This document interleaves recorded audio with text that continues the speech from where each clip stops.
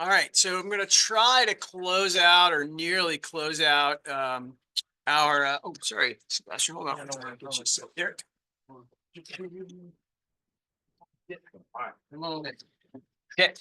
Okay. Back. Let's. We're going to try to close out our discussion of hash tables or come pretty close. This is a long module, so we're going on like 2 and maybe 3 on Thursday. So I know it's going to be a little dry.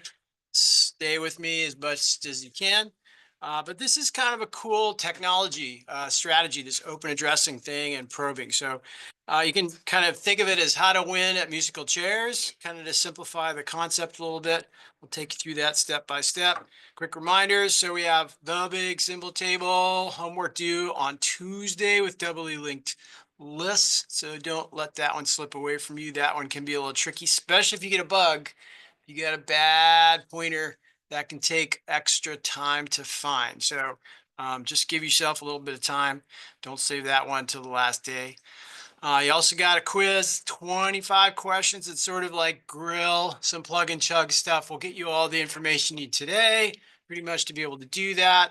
You should be able to knock that one out if you give yourself a little time.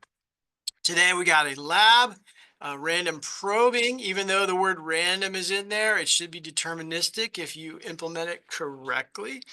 So we'll talk about what that means. And I'm working on an optional lab for lecture on Thursday. Still trying to figure out the best way to land that one. So I'll let you know about that as soon as I get that ready for you. So we'll do a quick review, just looking back real quick at what we did. We'll I think I'm going to skip over this sort of string folding. I try to shorten our lecture a little today because it's kind of dry and we got a lab. But there are lots of ways that we can do hashing of strings out there. We looked at the DJB one, I think, was the one we looked at in our last lab. So most of you kind of took a look at that. There's also string folding, which is a really interesting strategy. It's more kind of randomized or evenly distributed, if you will, than even just sort of adding the letters up. So, but what we want to really spend our time on today is this open addressing approach to hash tables. Homework 5 is separate chaining. You've got long linked lists. Today, this open addressing thing is the musical chair analogy. So no linked lists, just the chairs that we have, or you can think of them as the buckets in our array.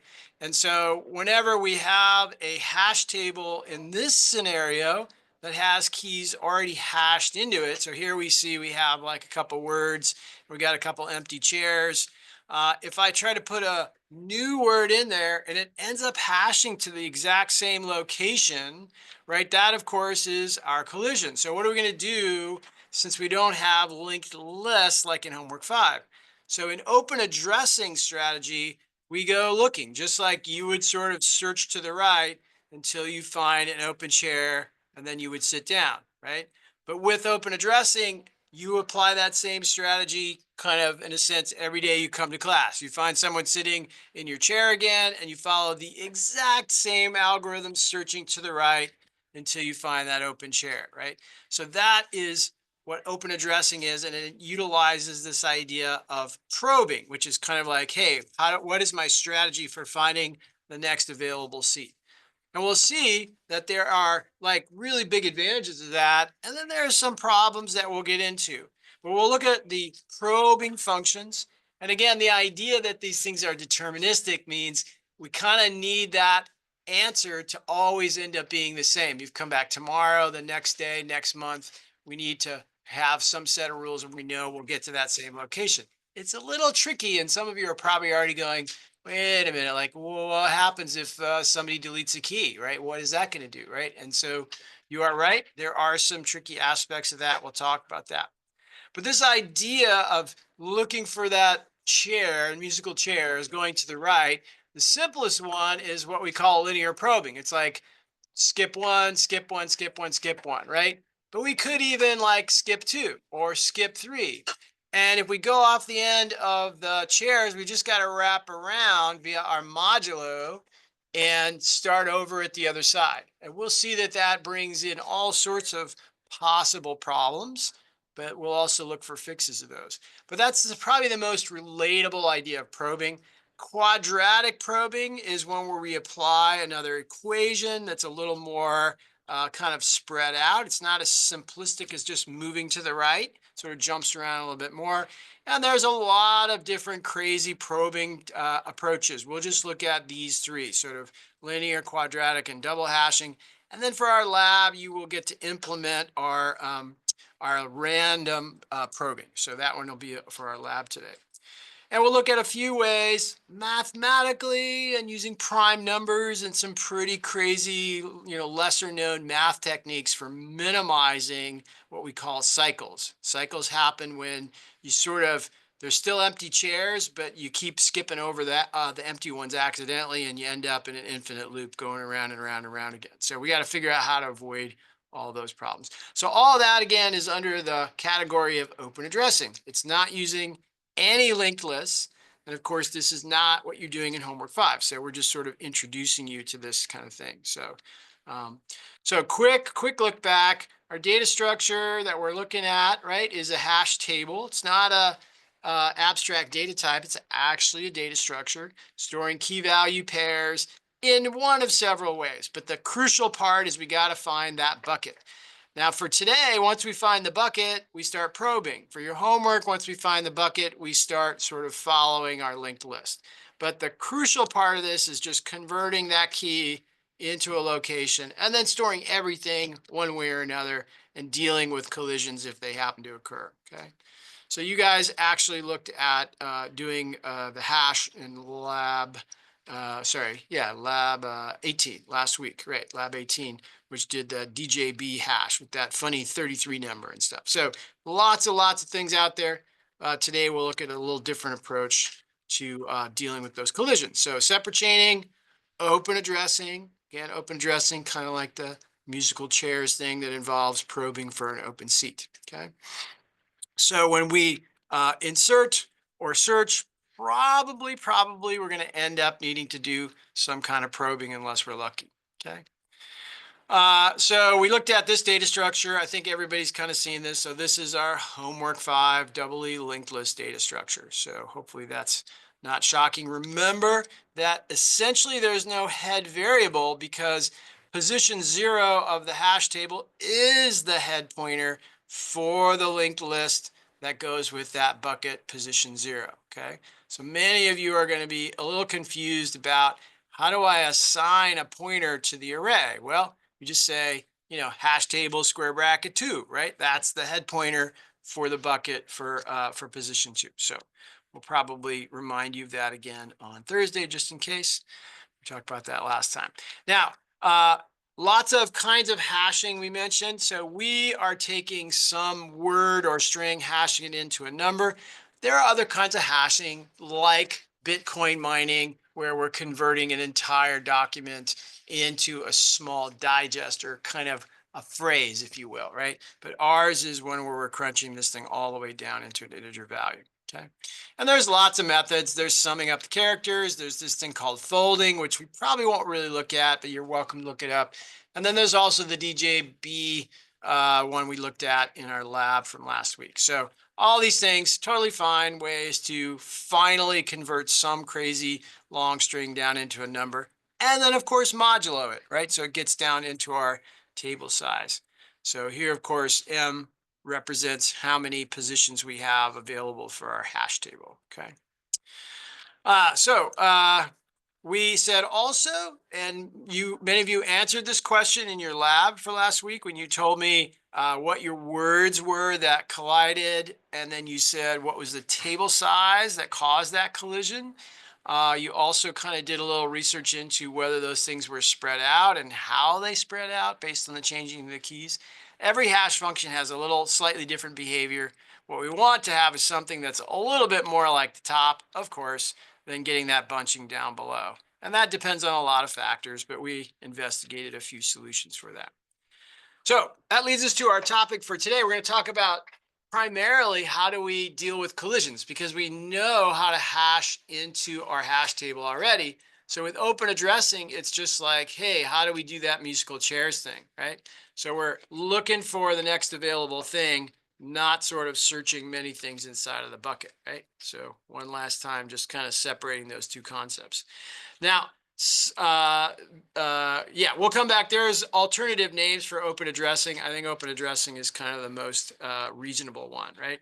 But so this is kind of the typical thing that happens. If we hash an open addressing to a location and we're doing some kind of probing, we might do several inspections. So essentially multiple collisions, and we just got to keep checking until we get to an open space, okay? So that's for if we're inserting. If we get to this point and we're trying to find something, then we know it's not there, right? So if we followed all of those kind of collision and moved to the right every time and we get to a blank spot, we will see here shortly, that means, well, the thing you're looking for is actually not here, right? So if I was taking attendance and I, looked for somebody in their usual chair and then just kind of did a linear probing and got to a blank chair, I'd know, well, they're not here today, right? So that's the same for when we go searching for a key inside of a hash table like that. Okay. So the other name for this is called closed hashing. I don't know why you would call it either open addressing or closed hashing. It's like the worst name ever. So I just sort of ignore this bad one here and call it open addressing for lack of, to avoid the confusion. But essentially, we're just sort of moving to the next space via some probing. And not always just one. It's okay to skip every two, right? Because imagine if we're inserting, like if everybody that comes in to their favorite spot tries to move to the right, the whole class is going to be bunched up at one end of the room, right? So rather than have everybody kind of sprinkled around in all the seats, right? If everybody's probing by just moving one to the right, we're going to have a log jam over on the left side of the classroom, right? So probing functions can jump by more than just one. And sometimes the more collisions they got, kind of like you might get annoyed where you're like, look, I'm trying to sit down. I keep finding the tables, the table's full. You might jump further each successive time, right? To get further away from the logjam. So some probing functions progressively jump farther and farther to get away from clustering, okay? So we'll see there's a couple equations we're going to explore, but the whole idea is trying to sort of spread out the logjam a little bit, okay? And always we modulo by the size of the table because otherwise we'd fall off the end of our array and crash or corrupt memory or whatever. So that's essentially what we're doing, kind of like the musical chairs thing. So let's sort of put it into more specific terms here. So we've got this hash table with some string words already in it. And we're going to try to insert Kiwi. And let's just say that that thing hashes to position 7, right? So we're going to say that that thing is occupied, right? So that's our first collision, right? We have a collision at the location where we'd really like to insert Kiwi. So we're going to search to the right, second collision, third collision, fourth collision. We finally find a place that is, available. Now, if it turned out that this was Kiwi over here, that means we found a duplicate, right? So somebody's trying to put Kiwi in there twice. So we are going to have to make sure that the thing that we're, colliding with isn't the thing we're trying to insert, for one. And that's part of your lab today as well, right? So we got to be aware that while we're probing, we might run into a copy of ourselves. But if we get this far and we're trying to insert, then we've actually finally found a place to put that thing.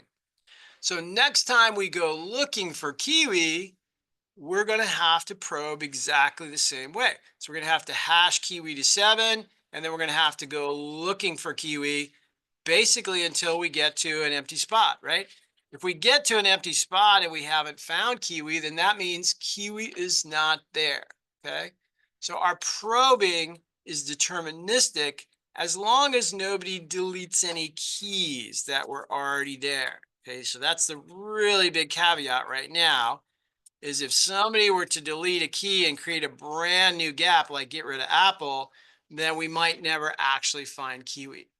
So deletions are kind of a topic we'll come back to, but for today, we'll assume that nobody's deleting anything out of our hash tables, okay? But with that assumption, we now kind of have a deterministic approach to storing things and then finding them later on, okay? And so the speed with which I can find something is now pretty close to the cost of our hashing algorithm and basically what the probability of having a long sequence of probes goes, right? So the more we probe, of course, the more time we spend searching. Okay. Here we just had 3 collisions that ultimately led us to our open spot where we put the kiwi in there. Okay.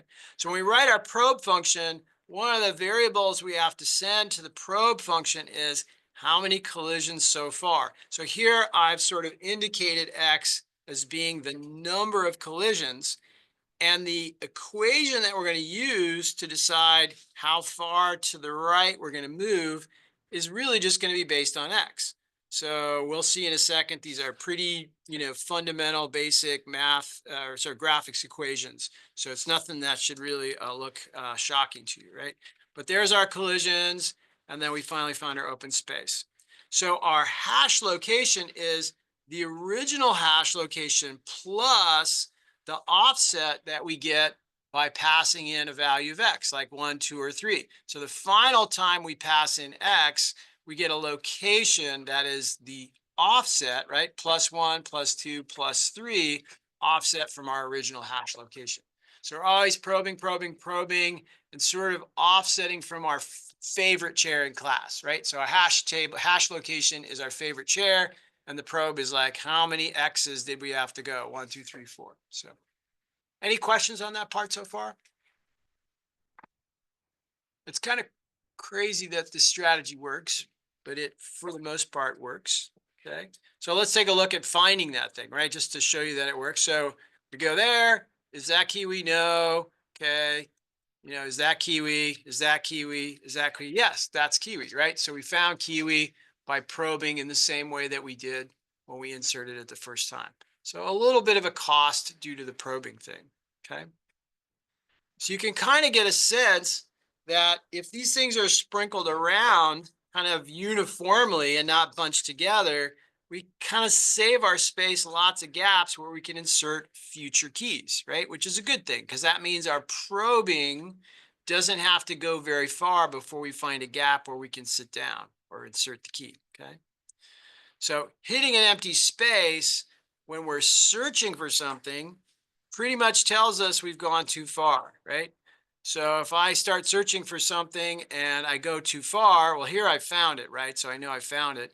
Over here, let's say I'm looking for oops, right? So where's oops? And let's say oops hashes to that location.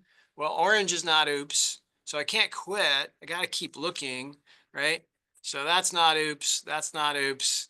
Oops, I got a gap, right? So now I know oops is not in that table anywhere if we follow all of those rules consistently, okay? So that's our inserting and finding, right? Using our probe function. Now let's take a little bit more closer look at what that equation can look like, right? So we've got our find and insert functions. And so we fundamentally want to give our probing function the number of collisions and have it give us an offset back. Okay, so we're getting an offset from the original hash location. And this is usually where we get some confusion. It's not going to tell you exactly where to go. It's going to tell you how far to go from where your favorite chair in class is, or in other words, where your hash location is. And we may also need to give it the table size so we don't go off the end of the table because we might need to do a little modulo. But fundamentally, the location is going to be hash location of key K plus the offset that we get from the probing function, whatever that probing function is. And probably we need to modulo that in some way, okay? That's the general idea that we follow when we're doing these kind of hash and probes, okay? So here are some probing functions, right? So we'll kind of formally name this function probe linear here, and we'll see that in the code today. So probe linear of X is going to just give me back some offset. This is the most simple offset we could do is like, okay, if I've had one collision, then move over by 1. If I've had 2 collisions, move over by 2. I mean, that's a pretty simple linear probing function, right? So that's just looking to the right. But if we use sort of the equation of a line, we have this ax plus b. And so ax is our slope, for those of you who remember your geometry, and b is our offset. So in terms of kind of looking for your next chair, what we're saying here is that A is how many chairs you'll skip every time, and B is kind of like an initial offset that you add to that in general all the time, right? So B is kind of a little bit useless. It just sort of shifts us over to the right. But every time X goes up to another collision, we kind of move over A extra seats, something that collisions times A, okay? But we could also have a quadratic equation like this, ax squared plus bx plus c, right? In that basic form. And then there's this crazy thing called double hashing, where we could have two hash functions, the original hash function and some other hash function, and that gives us an offset based on the key, and we multiply that times x. And we could go on and on. There's like so many crazy kinds of hashing functions out there. And the one for our lab today is going to be interesting and hopefully kind of fun. Basically, it's just going to pick a random number. And you might think, well, how could this possibly be deterministic? How could picking a random number give me this same result next time I come back and look for something?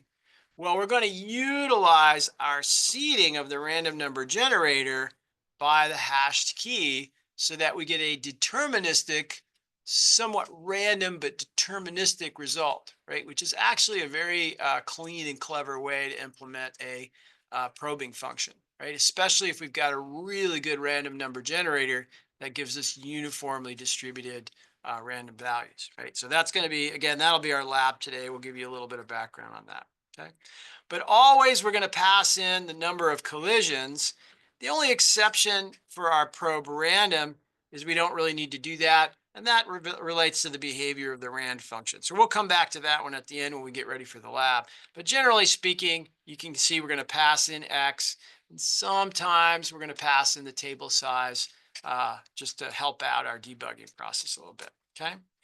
So those are our basic probing functions. There will be basic plug and chug questions on your quiz just to test your ability to kind of visualize this offset strategy, okay? But we'll generally not, torture you with that stuff too much. But let's sort of zoom in on linear probing real quick, just to kind of see how it works in real life, right? So here's me probing the key K, or hashing key K to some location 6, right? So I hash some key. We don't know what it is. Let's say it's a string. And it's going to say, hey, go over there. Well, we've got a collision, right? And if my probing function is essentially 3 times the number of collisions, that's going to give me my offset on collision 1, right? So that's my first collision. So 3 times 1 is 1. So I'm going to offset from position 6 by 3. Sorry, 3 times 1 is 3. So I'm going to offset from the position 6 by 3. So it's position 6 plus 3, right? So that's my probe, right? So I've kind of said 3 is my offset here, right? And it's going to offset from this position. So my notation is a little confusing, I realize, but that's really what our probe is doing for us. But there I collided again, so I call the function with a 2, right? And so now it's going to say, okay, well, the offset is 6, right?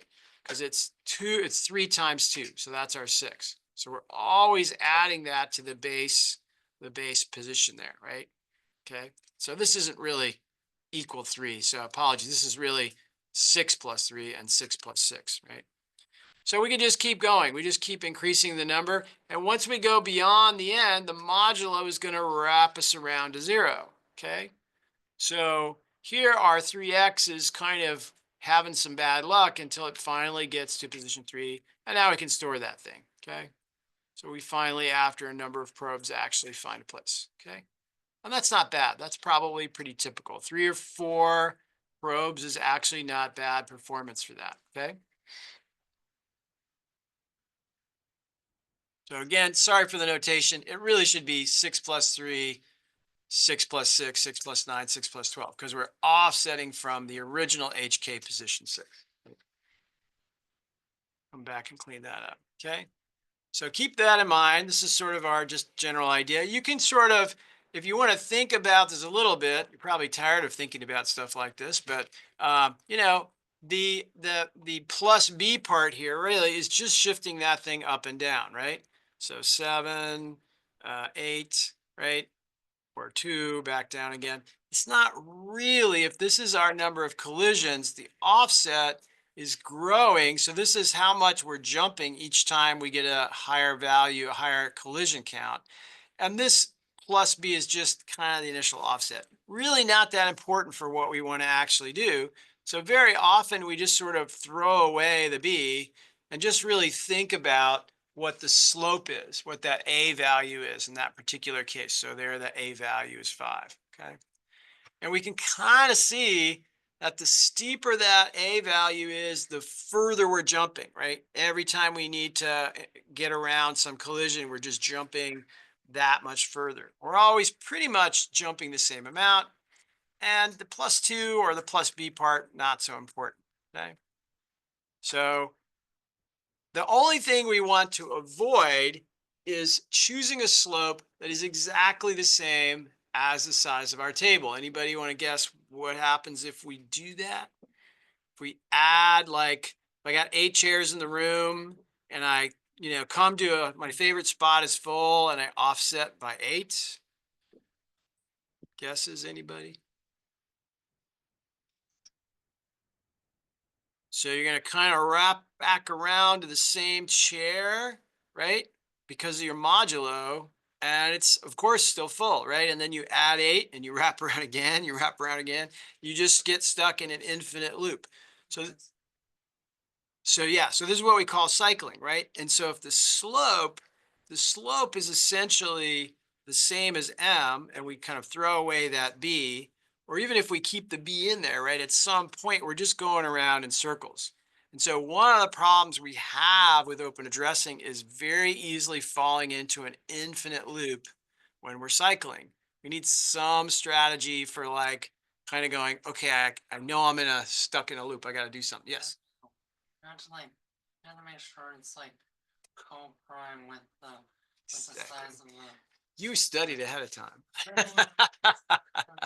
No, I actually, kind of things I have looked at, like things like this, Yeah, no, I figured you would. Yeah. No, that's okay. That's great. Yeah, exactly. We'll see prime numbers factor in very significantly into reducing the cycling problem. Because if you think about it, if you got 8 chairs in a classroom and you're going to kind of sort of skip a few and move to the right and eventually wrap around, you don't want to be a multiple or a factor of M even. You want to be a prime number, or maybe M needs to be a prime number. Let's say we have 13 chairs and you skip by 3 every time, right? Yeah. So those kinds of things are what is going to help us avoid that cycling problem. Yeah.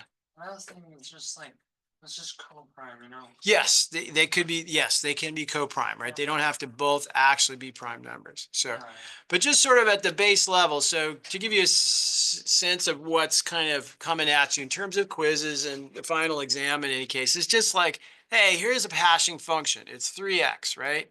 And here's your, here's your hashing function, something modulo m. So if key is an integer, modulo m, that's a really, really simple hashing function.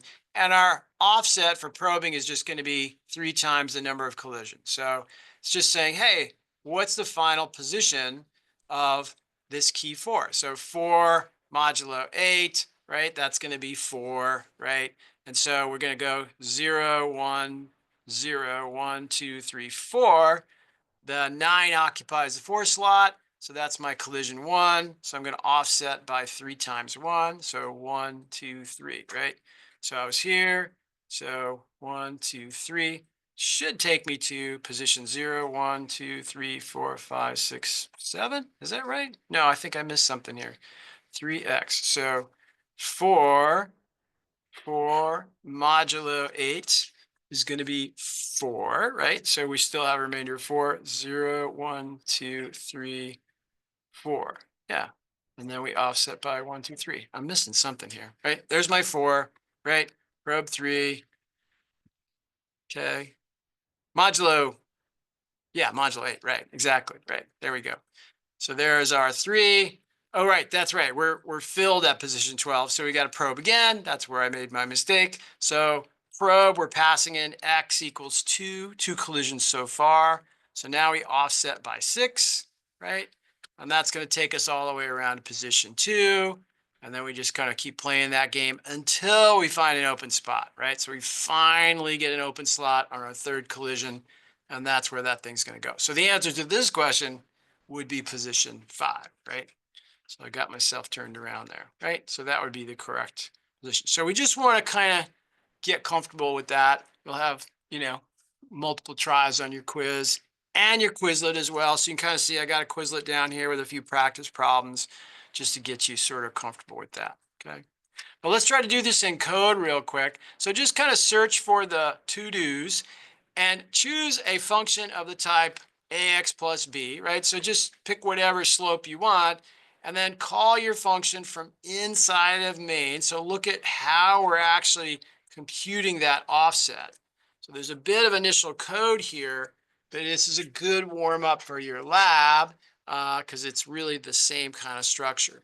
So notice we're going to say, give me a new bucket ID that's based on our initial hash location plus linear, where this is going to be the number of collisions, and this is going to be my table size. And then I can kind of add an extra modulo on the end just to make sure we don't go off the end of it, okay? And then just try to run that and store and see how far you can go with some table size before you get into an infinite loop, right? So if you say you want to have a table size of 10, you're only really going to get a certain amount of load factor or fullness to your table before you end up in an infinite loop. There's just no perfect world out there when it comes to probing and hashing. So see how far you can get, right? And see if you can kind of essentially choose a good or bad slope value for your linear equation and see how it affects your ability to kind of fill up your table, right? So remember, it's gonna be based on both your table size and on your chosen slope factor there, okay? So if you put something that goes evenly into M, you're guaranteed to get into an infinite loop pretty quickly, right? But if you choose maybe a prime factor value for M or a prime and also a prime for A or coprimes, if you know what those are, we'll talk about that here shortly. Let me just see if I can bring up program IZ here. Ooh, too bright. Okay, make that a little bit bigger. Okay, so if you search for to do, which I know is kind of my silly tag for that. So probe linear, right? So we're just returning, this is going to be something based on collisions. So collisions is X. And it's nice to modulo it here, although, we could just modulo it in main mathematically, but we'll kind of do that there to help with the debugging. So that's our probe linear function. We're just sort of returning that function implementation in there, okay? And then the next thing we got to do is we want to say, okay, while the bucket position is not equal to empty, right? So basically we've initialized our hash table with a bunch of empty strings. We're going to have to sort of try to calculate a new bucket ID based on the original bucket ID, right? So this is our probing, sorry, not probing. So this is us saying, hey, we got a collision here, right? So while the place that we want to go is not equal to empty, we know we have to calculate a new bucket position based on the original bucket position up here, right? So new bucket is going to be new bucket plus our probe there, okay? So let me get you to some actual code here. I can help you with that. So there's our linear function with just AX without the B, right? And here our A is going to be a 5, okay? So I've just sort of arbitrarily chosen the 5. Right? So if it was M size of 10, pretty sure that's going to be a bad slope factor for that table, right? All right, same for A equals 5.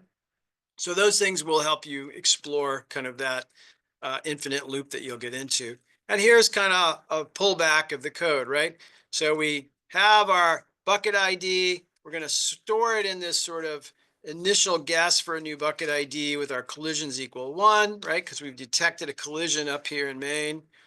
And now we're just going to loop. We're going to just keep looking for a probe location until our while loop satisfies itself, okay?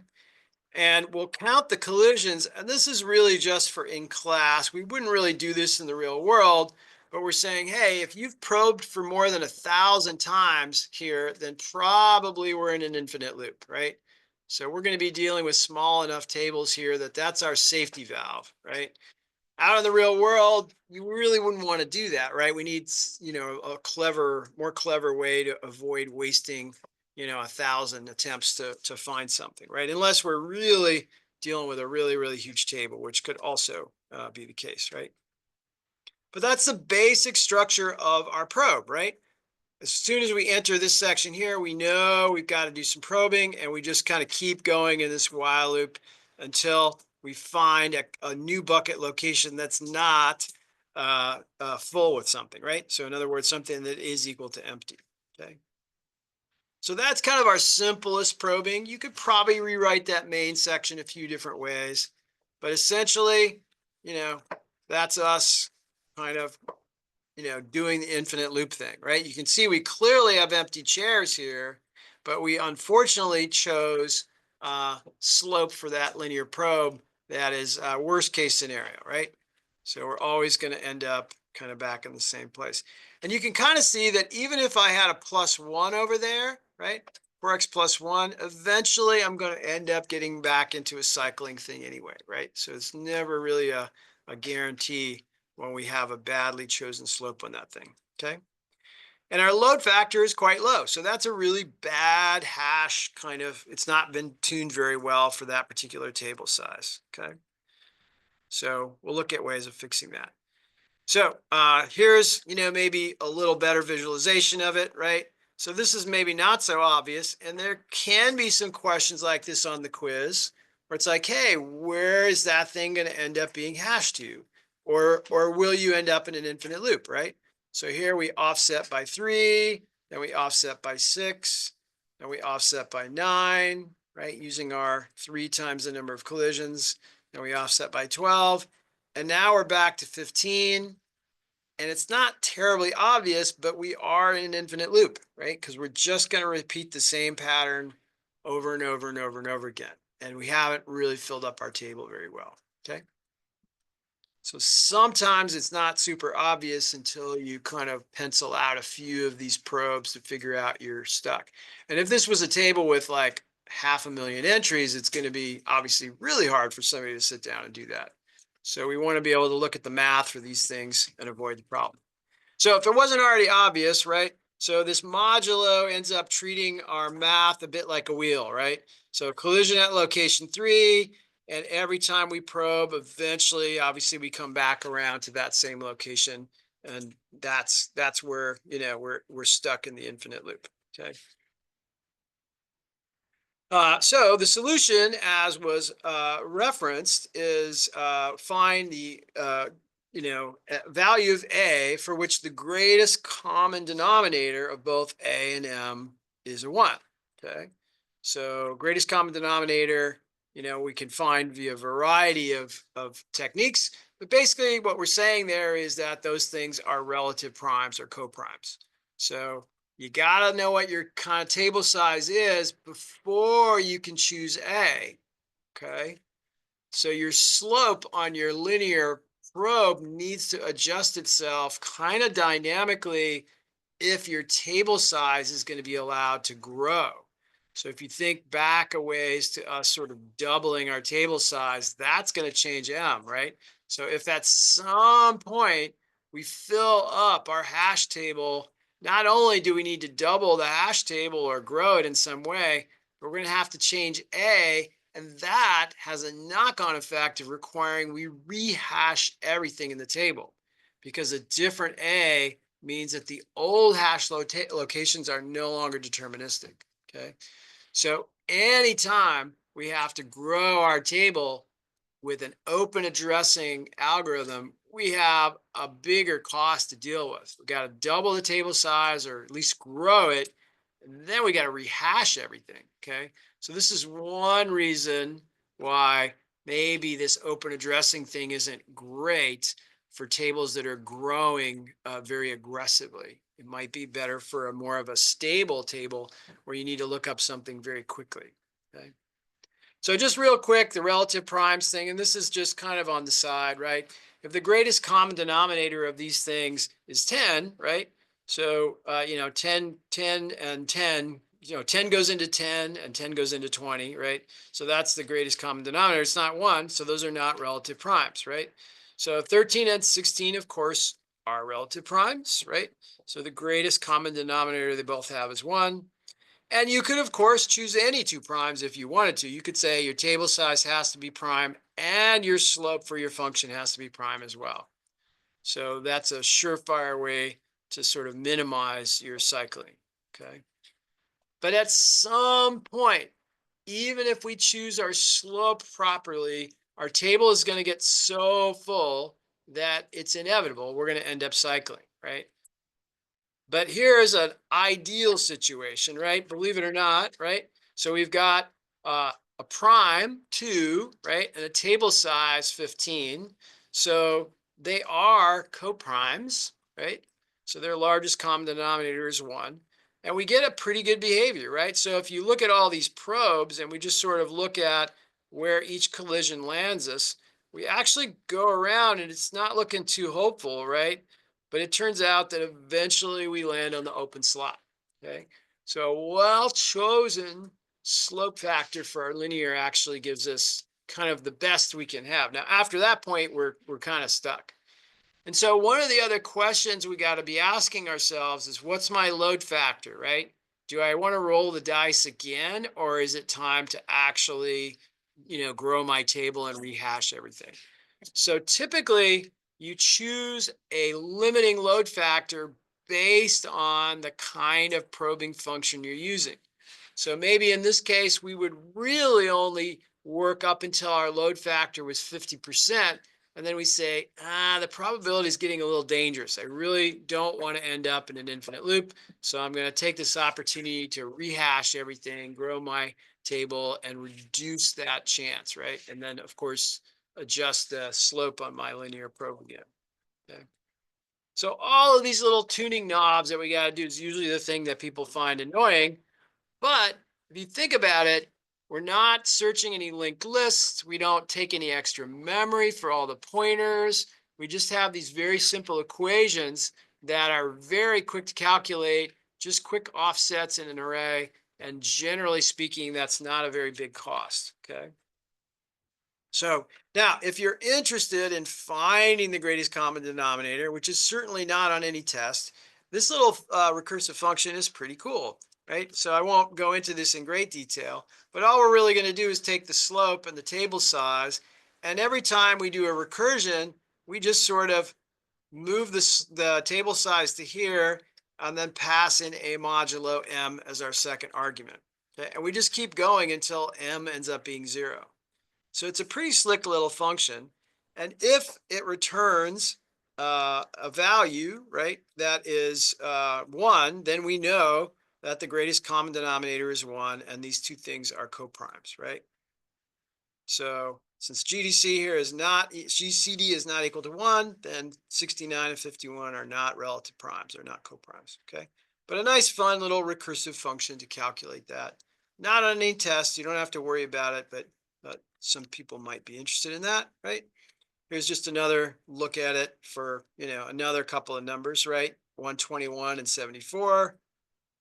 Kind of see we ultimately get down to a value of 1. So those two are great, right? Okay. So we can generate a coprime, or we can ask the question of whether or not they are this way, okay? Most of the time, using a prime number, 3, 5, 7 for your slope is good enough, right? So you don't usually have to go looking for really giant numbers for your slope, right? Usually it's going to be a relatively small number, okay? But we can write a function where we'll use the GDC and sort of iteratively try to find the best slope if we have to. And now we have a fully dynamic solution in our code where our table can kind of go, hey, what's my linear probe slope going to be? And we're going to off and running, okay? And this should minimize our cycling, okay? So probe X with some good slope. So let's compute a linear probing slope real quick. So just take a look at this code. And note that we're passing the table size in, so we can choose a slope relative to that ideal table size. So let me just bring up the code here real quick. Kind of search for our to-do. Oops, see if I can adjust to this keyboard here. Okay. So notice that, and this is a little bit of a C++ trick.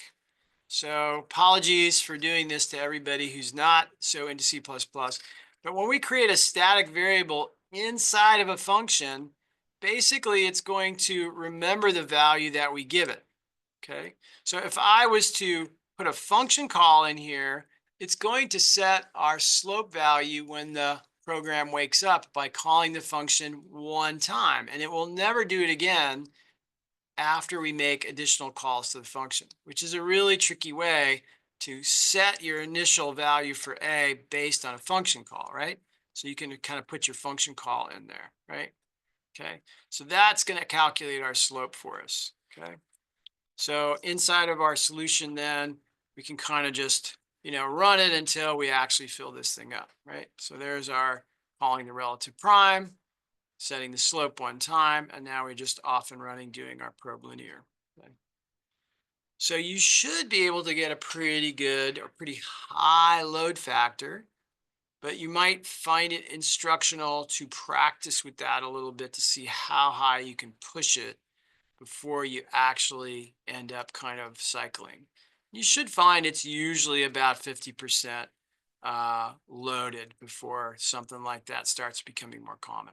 Okay. So let's take a look at quadratic probing real quick. Let's see if anybody has any questions on linear probing before we move on. Okay, so quadratic probing, don't let this one throw you too much. It's really just an equation, right? So we put in ax squared plus by plus c. And once again, we could probably get rid of the c term on this. It doesn't really change our probing behavior very much. But if the A at any point becomes slope 0, or not so much the slope, but the A coefficient, we're really degrading into linear probing, right? So we never want to have an A value that's 0 here, because now we're no longer really doing quadratic probing, right? And C isn't really that important, as it turns out. So, but one of the nice things about quadratic probing is it's going to spread stuff out. So if you think about it, it's kind of like getting annoyed every time you don't find a chair. You search farther and farther and farther away. So quadratic probing means the higher the collision count gets, the bigger our jumps, right? So we're not consistently jumping an equal amount every time. We're sort of jumping bigger and bigger amounts, which in theory should spread our probing results out a little bit more, okay? And so here again, probably 50% is a safe upper limit where we should probably, rehash our table so that we don't actually get stuck in cycles. Now, avoiding the cycles with quadratic probing is not going to be on any tests, but understanding how to apply quadratic probing will. So just being clear about that. But we'll just kind of briefly spend a little bit of time just going through how we avoid those cycles. But again, don't worry about this too much because it gets a little bit dense, right? So for example, if we just have an x squared term in our quadratic probe, all we really need to do is choose a prime number for x, okay? Or sorry, a table size is prime number. Sorry, misspoke. So our table size should be prime number greater than 3, and that should really save us or minimize our cycling, okay? If we have something like this, right, so some coefficients in addition to the x squared plus x, then a table size power of 2 is always going to generally keep us out of trouble, okay?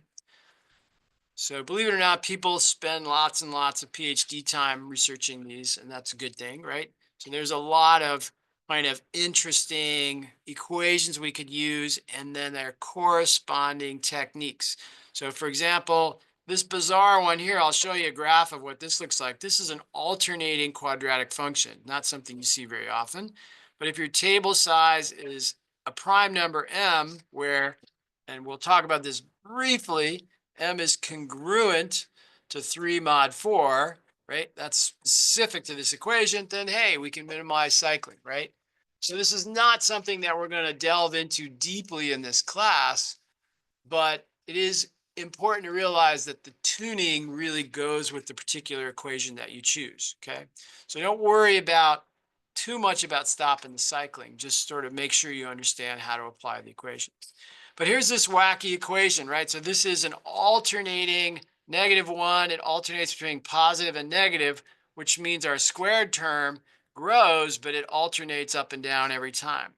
So this probing function is looking forward one time, and then the next collision, it's looking backwards. And then it looks forward bigger and then backward bigger, right? So it's jumping around kind of in the area of the collision. And so it has some interest, but we kind of have to make sure our table size stays a prime number, and it has to be congruent to this strange little equation 3 mod 4, right?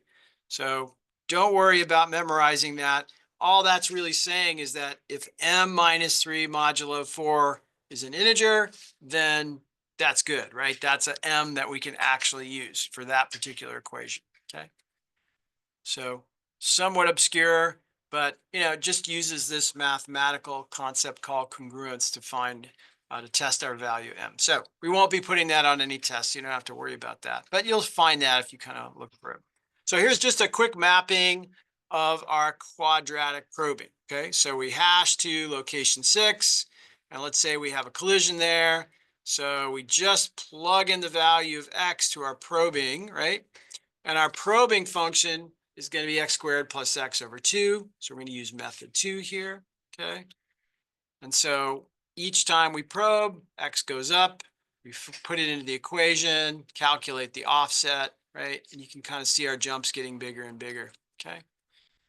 And so we just keep going until we find a place to put it, right? So I'm just sort of assuming these things are full until we find a place where we can kind of fit it in there. Okay, so let's just try this real quick. Let's implement a basic quadratic probing form. This is that method 2, and test your code with a relatively small size so you can kind of see your infinite loop kind of crop up, okay? And sort of keep testing the same word to force the collisions, right? So something similar each time, okay? So let's take a look at this. And your table size, try using a power of 2, like 8 or 16 is kind of a reasonable size, and see how high you can get your load factor on that thing before you start cycling, infinite cycling, okay? And if you play around with that denominator in your equation, you might see some interesting behavior there too. Not really critical, but let me just sort of pull up the code real quick for you guys. Make sure that the link is not completely broken. There we go. Okay. So here's our quadratic probing. So we really just want to implement a quadratic equation using collisions, right? So x squared plus x with some coefficients, divided by 2, and then a modulo 2, okay? So something like this, p of x equals x squared plus x over 2, okay? Something like that. And then the hashing is all done for us, right? So we're just kind of jumping down into the main section and making sure we call our function, right? So inside of our while loop, we're going to detect collision, and we'll have to call our function, right? So this is our quadratic probing based on the number of collisions so far, right? So just like you did in your other probes, okay? And the rest of that's pretty much written for you, okay? So there's our equation, right? And we get reasonably high load factor. You should see that you get a pretty high load factor, okay? Now, quick thing on double hashing. We're not going to spend a lot of time on this. I just want to show you a couple different models. but ultimately you should be able to plug and chug these equations with a little bit of practice. But the idea here is we have two hashing functions, right? And the first hashes to the base location, and the second hash is the offset. So that's the offset, really just using another kind of a hashing function. So you could call it a probe. It's essentially just a hash. And so we're going to multiply that by x, and that's going to give us our probe offset. Okay. So those two hash functions have to be compatible, essentially, right? So we don't want ever H2 to produce a 0, right? Because then we'd actually just end up in an infinite loop immediately. So we got to make sure that that's not a problem, okay? But otherwise, we can actually get a reasonably high load factor, right? Especially if we set our table size to be a prime number. Okay, so we see that prime number thing obviously helping us out in a couple of different situations. Okay, so here's our example. Here's our hash function. We're just going to take a modulo of some integer key, right? And then our second function is going to be one compatible function that's pretty popular is just 3 minus the key modulo 3, right? So whatever the key was, we'll take it modulo 3 and then subtract that from 3, okay? So our probe is going to require we pass in the number of collisions along with the key, and then we'll return our offset for that, okay? So each time we have a collision, we take our base position, offset by the modulo, or offset by the probe, and then modulo our final answer by m, so we don't go out of bounds, okay? So we're just multiplying essentially that hash by x every time, okay?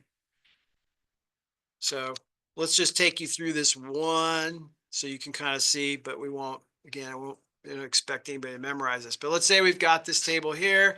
We're trying to hash 15, and let's say it drops us into position 3. So we're going to collide with 11, right? So we want to call our probing function. Okay, so our probing function is going to have one collision so far, right? So 1 times whatever our second hashing function is. Our second hashing function is going to be the key modulo 3 subtracted from 3, right? So that's 3 minus 0. Multiply that times the number of collisions should give us our offset, right? So that's going to be offset 3. And we just keep following that each time until we find a place where we can plug in, okay?